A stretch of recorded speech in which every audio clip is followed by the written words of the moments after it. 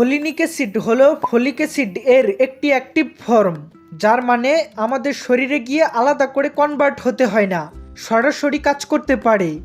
এর জন্য এটাকে রেডিউসিড ফোলেট বলা হয়। ফলিক অ্যাসিড এর অপর নাম হচ্ছে লিউকোবরিন। ফলিক অ্যাসিড আমাদের শরীরে ডিএনএ তৈরি, নতুন রক্তকণিকা আরবিসি তৈরি, কোষ বিভাজন এই কাজগুলোতে সরাসরি সাহায্য করে। যাদের শরীর ফলিক অ্যাসিডকে অ্যাক্টিভ ফর্মে রূপান্তর করতে পারে না, তাদের জন্য ফোলিনিক অ্যাসিড খুব কার্যকর।